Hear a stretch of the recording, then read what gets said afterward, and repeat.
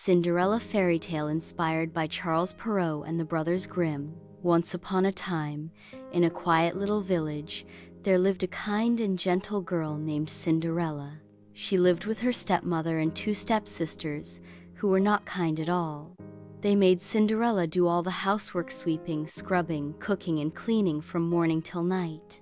While the stepsisters wore fancy dresses and went to parties, poor Cinderella wore old clothes and wooden shoes. But Cinderella never complained. She smiled through her tears and stayed kind to everyone, even when they were mean to her. One day, an invitation arrived from the king's palace. There was going to be a grand ball, and all the young women in the land were invited.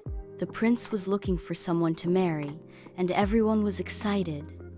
Cinderella's stepsisters spent hours getting ready, trying on dresses and fixing their hair. Cinderella helped them, even though she wished she could go too.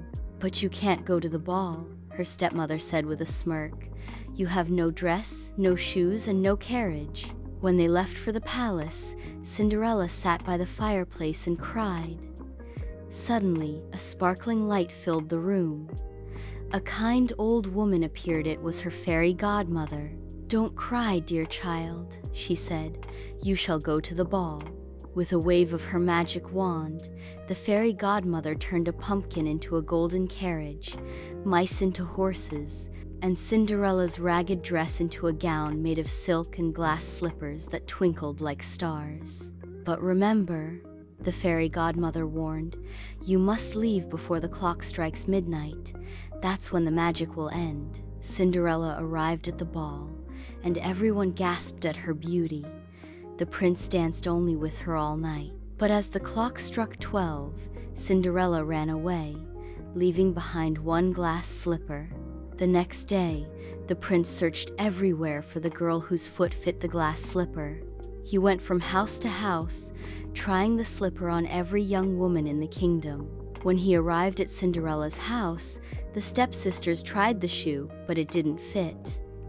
Then Cinderella asked if she could try. "Of course not," cried the stepmother, but the prince insisted. And to everyone's surprise, the slipper fit perfectly. Cinderella and the prince were soon married, and they lived happily ever after.